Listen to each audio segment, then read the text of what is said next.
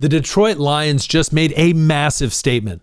Let's talk about it. My name is Aaron, and with my buddies, we are the NFC North Guys on the daily pushing NFC North news. So, hey, don't miss out. All you got to do, hit the subscribe button, hit the notification bell button, and as well, hit the like button. I know you might be saying to yourself, well, Aaron, listen, Lions content right now, they eliminated from the playoffs. Listen, things could be much, much worse for the Lions. And let me tell you this, Dan Campbell at the helm, Brad Holmes at the helm as GM, they are going to get this thing back on track. There's hope at the end of the tunnel, but you got to believe. Today, what we're going to be talking about, big statement from Dan Campbell on multiple fronts. First being about your guy, Jared Goff, coming out and endorsing Jared Goff. Let me read the quote. The quote, I think, is beautiful, well put. He said, Jared Goff is a stud. Boom, print it. He played a very high level all season long, even better than he played the year before. I'm thankful to have him. He's an absolute stud. He's a pro. He's going nowhere. Yeah, also, technically, he's not going anywhere because it would be a lot of money. But regardless, I think there's huge narrative in Detroit that it's Jared Goff is the problem. No. The problem in Detroit, ladies and gentlemen, is the fact that we have been hit with the injury bug 2 years in a row. We've been slapped in the face, lost multiple. You talk about Laporta, Brian Branch, Terrion Arnold, Kirby Joseph, whoever the heck, and that's just a handful of them. The Lions have had an issue with injury. So going into this offseason, we've already talked about, I think complimenting Aiden Hutchinson on the edge is going to be huge, but as well, we need depth pieces. Is going to be big. But regardless, Jared Goff is not the problem.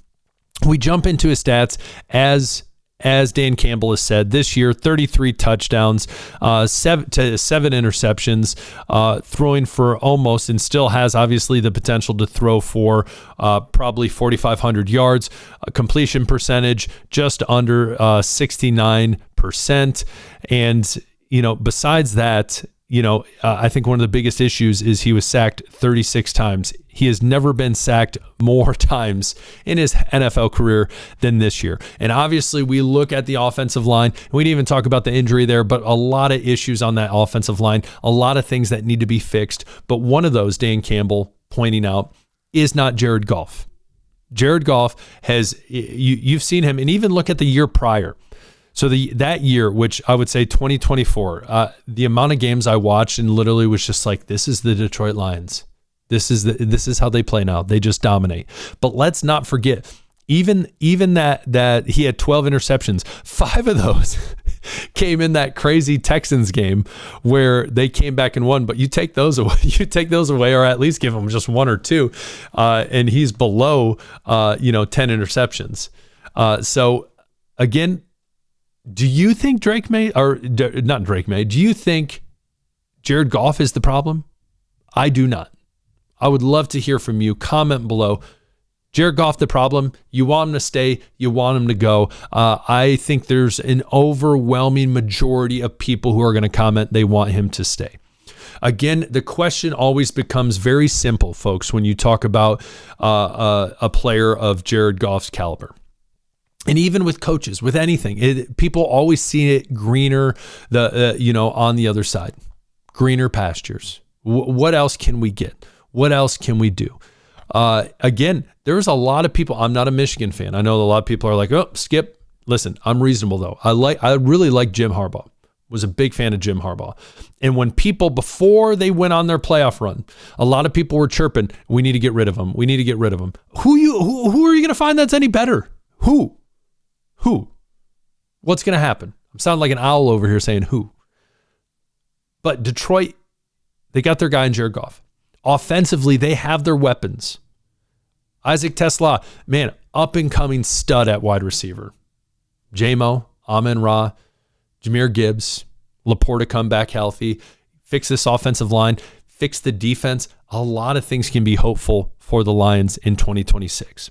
But Jared Goff isn't one of those things. So comment below. Would love to hear from you on that as well. Dan Campbell had some stuff to say about your boy Kelvin Shepard, defensive coordinator. First year. Before that, obviously, we know he was the linebackers coach. And I want to read this quote. He said, I like Shep. Shep has really grown this year. Obviously, you're going to say that. I think with any first-time coordinator, first-time coach, you go through a lot and you learn along the way. He goes on to say, listen, what are your thoughts? Are you going to endorse him for next year? What are your thoughts? Obviously his evaluations of John Morton, you take the play calls from him. It's going to be interesting seeing what they're going to do this offseason. But I will say this is one thing is certain before I jump into his quote about Shepard. Changes will be made. What will those changes be? I don't know. But changes will be made. Now, when it comes to Shep, he comes out and says, listen, I'm not going to start evaluating that and talking about that or thinking about that until probably after our last game, 24 hours or so. But a lot of that thought process comes down to who? Me, thinking about myself. I respect that. What can I do better to help this team? But again, is Shepard, he a lot of issues on the defensive side of the ball when we came to injury. Listen, at times it seemed like they couldn't stop a water leak, a leaky faucet. And so I'm hoping this upcoming year they can figure some things out. They can move forward, specifically getting the personnel needed, not only starting, but depth pieces to help this team win, specifically on the defensive side of the ball, specifically on that offensive line. But does that mean they have to move on from Shepard or Morton? We'll see.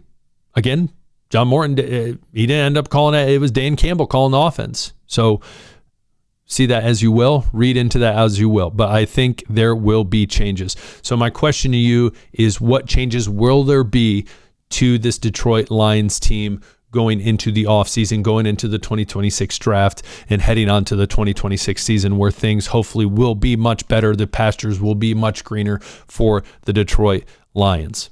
What are your thoughts? Would love to hear from you. Also, thoughts on the Bears game this weekend. What are your thoughts? I'm actually going to be at the game this weekend, so I'm very excited. Nervous, probably going to get heckled a ton. Wearing my Jake Bates jersey back here. You got to respect the kickers. The man has a nasty curve. We know that. But what do you think? I'm optimistic. It almost reminds me a couple years ago. I know they're eliminated, but you remember a handful of years ago where they played at Lambeau against the Packers, won that game. I believe they needed the Rams to win. They needed the Rams to beat the Seahawks. Does that sound right? And they couldn't do it, so then we missed the playoffs. But regardless, get a little optimism heading into this offseason. What are your thoughts? I'm optimistic. Comment below. Would love to hear from you. We'll talk later. Peace.